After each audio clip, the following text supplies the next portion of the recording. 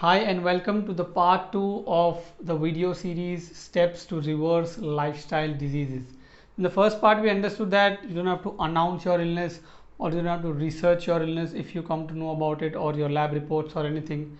And then what you need to do is you need to accept whatever the diagnosis is. You don't have to kind of go into the low feeling or that why me or this is enemy, this bad thing has happened to me. It is nothing good or bad. You have to accept whatever your diagnosis is, and then you need to have and kind of strengthen your faith, have belief and have willpower, which is going to help you overcome these health challenges. Now in order to sustain that willpower, in order to sustain that faith and belief, you need the support of these three people. So who are these three people who are going to help you in your journey towards recovery and reversing any lifestyle related diseases? What we are going to understand in this video.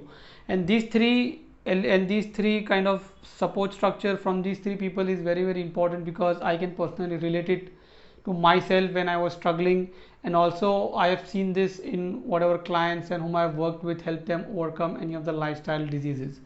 The first person you need a good medical practitioner. Okay, so the word is good, right? Okay, so you need a good medical practitioner. How do you know that a doctor or a registered medical practitioner is really good and genuine? Is the first sign is that you have to see or look for that the person, he or she, is genuinely interested in helping you, and not just like he or she is interested in your money, or they just want you to come back again and again. They just want to kind of prescribe you unnecessary tests, unnecessary medicines, unnecessary procedures which are not required. Now to share a personal example, we have a son, 5-year-old, and he had small cavities in his teeth. So my wife took her to 3 to 4 dentists. I also went along with in couple of them. So most of them told that he needs a procedure, a dental procedure. One person told it's going to cost you 12,000 Indian rupees, the other said 5,000, the one said 2,000 for each teeth, so he had 5 teeth, so 10,000. So I said there has to be a better option, because he's just 5, and we know that teeth fall and you will get the new teeth. So there is no need to kind of spend and put the child to so much trauma of procedure and the stuff. And what else happened was, to whomever we went, all of them charged a 500, 600 or 400 rupees consulting fees. And then I found one doctor and I went to him, and then he examined my son. He sees his teeth and is like, there is nothing we can do about this right now. The cavity is too small, so there is no need. He's just 5. In 1 or 2 years his teeth are going to go away and new teeth are going to come. So don't worry about it, just let it be. I'll just give you one toothpaste, just use that toothpaste and he'll be fine. And surprisingly, that doctor did not even charge us his consulting fees, no 500, no 300, no nothing, just go. So that's what you look for, and believe me, these kind of doctors are available out there. If you search, if you have good faith, if you believe, you will find the right and the good person to help you. So the idea is genuinely interested in helping you, and not interested in kind of giving you test and putting you to fear, if you don't do this right now, or you have to do this test only from this laboratory, or I'll not accept the result, you do it right now. So there is no fear inducing, right? And and you can also know this by if the doctor or the practitioner is giving you time. It's very important. If you go, he only talks to you for 2-3 minutes, he writes prescription, go. If a doctor is not spending at least 15-20 minutes of his time with you, then he is basically just get more patients, just get more patients. Now there might be somebody who is very good at his work, and they might have a lot of people waiting for them. That can happen, but I personally choose a practitioner or a doctor who is willing to spend time with me, because then only he or she will be able to understand me, my problem, will be asking questions, what is wrong, what is not wrong. He is not in a hurry to see the next patient. So that's very important, and I'll share my personal example as well. So the one is willing to help, and second who's willing to give you hope. Basically, this person or this practitioner has a higher faith in the creator, in the God, and and not just dependent on medicine, tests, and procedure. So to give you my personal example, that in my this left hand little finger, the last bone was completely broken into two pieces. So the x-ray showed something like this. This is one and this is the second. So the entire this one bone got broke into two pieces and one went over the top of the other. Now I went to an orthopedic and we did an x-ray, and he's like, you have to do a procedure, you have to undergo a surgery, then there'll be some iron thing which we'll be putting in, you have to stay in the hospital and all this stuff. And I said, thank you very much. Then I went to another doctor. He saw my report. He took me to the local procedure room. He just gave me an anesthesia. He pulled my finger, applied the tape, and is like, I said, doctor, now what? He's like, don't worry, leave something to the creator. It'll heal on its own self. And that's what happened. It just, the entire thing got done within a fraction of 10 minutes. And today I have no problem. So one person who's telling me to do surgery, to telling me to put some steel thing or metal thing in my finger, and the other guy just gives me an anesthesia, just pulls my finger, ties the tape, charges minimum fee, and is like, trust, leave something to the creator.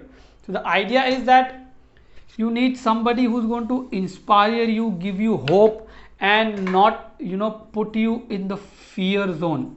Like, oh, this is, you have to take for this medication for lifetime, there is no hope, there is no cure for this. So there might be something, but the cure is not in the hand, is not in our hand. The cure is in the creator's hand, and that will come when you have good hopes. And also I'll be sharing what needs to be done. All right. So the right and the good medical practitioner is very, very important. Now you would say, where do you find them? You will find them when you search for them, when you don't fear, when you do your research. I have n number of examples in my own life which I don't have time to share right now, but genuinely willing to help and giving you hope and not giving you fear. The second is having a good family support, or family or social support. That is very, very important. We in our training Alive and Fearless, we call it 5 people, the people who you surround yourself with. If those people are negative, they look you as a sick person, they look you as a hopeless person, like, oh, this guy has this illness, now he's good for nothing, you have screwed your life, you have completely wasted your life because of all these problems. If people around you are not supporting and helping you, then the recovery and the healing becomes difficult. To give you example of one of my client who had ulcerative colitis, his entire family had to tell his family that he is fine. Don't look at him as a good for nothing person, or his entire life is over because of this problem.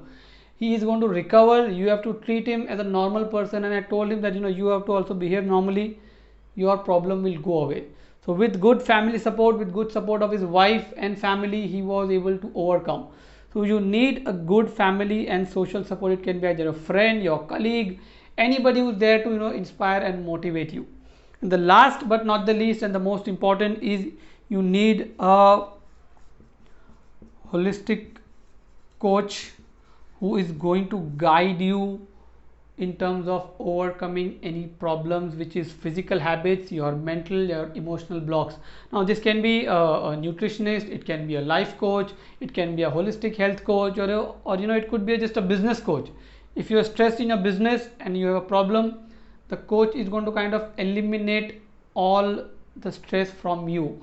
Because see, the medical practitioner is going to work on your symptom, on the medical reports, on the problem. They are not going to work on your habits, on your fears, on your mindset, on your emotions, right? If you have some bad habits, they are not going to work on that. Their job is to find, identify and manage or keep the problem in track. So if you have any of the missing link from the support in your life, then the road to recovery or reversing becomes difficult. And why I emphasize on the importance of the holistic coach is because I have seen personally, when I was suffering from asthma, I had fibromyalgia, and also I had a good practitioner, I had good family support. But once I was introduced to the Alive and Fearless, and then I joined, and when I started learning the importance of mindset, I started getting mentorship and coaching.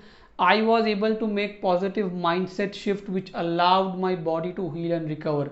And that's exactly what we do at Health on Autopilot, that we help and give people hope and right habits and right mindset. So it is not just physical, but it is a combination of physical and good mindset and emotion which is going to magnify your process of recovery. So good medical practitioner, good family and social support, we call it 5 people. The people who you surround yourself with, they need to be supportive and positive. And last but not the least, a holistic coach. It can be anybody: nutrition, a fitness trainer, a yoga, or a mindset coach. But you need somebody who's going to work on you, because this is working on your problems, on your symptoms. You need to change your behavior, your mindset, in order to heal and recover. So now what does this person will do or can do, we will understand in the next 2 part of this remaining part of the video series. So part 3 and part 4 is about what exactly action items now you need to take, or along with the support of an external coach, which will allow you to heal and recover. Now you might not need a coach, you can do it by yourself. That is also possible. It's not compulsory, but it's like, the best of the best people, the Olympics, the athletes, they have coaches. You don't win an Olympic medal by your own self.